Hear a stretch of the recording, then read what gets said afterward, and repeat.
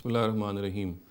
One of the very grave misconceptions regarding Islam and women is the fact that it is generally understood that Islam favors men more than women and that it grants them more rights, more authority, and that there are certain obligations which relate to men only and in which women are not even mentioned.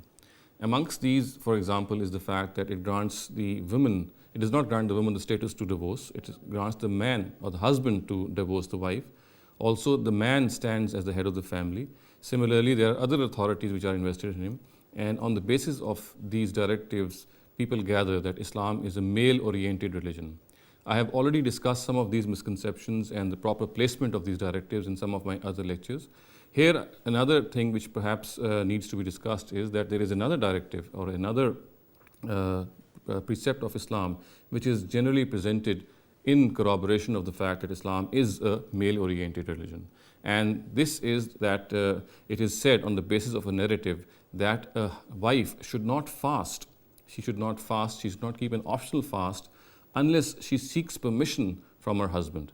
Or in other words, something which is as dear and as close and as private as worship. In these matters also, in such matters also, a wife must seek permission from her husband.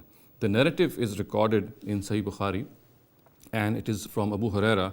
He says that the Prophet said, "La tasumul mar'a wa ba'luha shahidun illa bi'iznihi." A wife should not fast if her husband is present except with his permission. So it is said that unless the wife seeks the permission of her husband, she must not keep the optional fast. Now, first of all, it must be understood that a husband and a wife are, as the Quran says, "Hunna libasul lakum wa antum libasul lahunna." They are like an apparel to each other. They actually are the only sort of natural and only permissible means of satisfying one's sexual urge. It is only to the man and only to the wife and only to the spouses that this urge has to be satisfied. Therefore, in such circumstances, it is essential that whenever a situation arises in which this thing comes into jeopardy, things should be made more comfortable and more conducive for the two. And it is precisely in this background that the Prophet said that a lady should not fast, keep an optional fast, unless, of course, her husband permits her. This is because, of course, husbands need to satisfy their sexual urge to their wives, and since this is the only legitimate means to satisfy their sexual urge, great care has to be exercised. Also, in this regard, it has to be understood that it's not just the wife who is the addressee of this directive. Since the style of the Quran also and in most narratives which is adopted in this regard is, since the husband is generally the more aggressive party in this regard, so such directives are generally mentioned while keeping the husband in the foreground. It automatically implies that such care must also be exercised by the husband himself. For example, if the lady requires her sexual urge to be gratified, her husband also must seek permission or at least seek consent of her wife that if he is to keep an optional fast, then of course it should be brought to her notice, and he should also consult her while doing such a thing.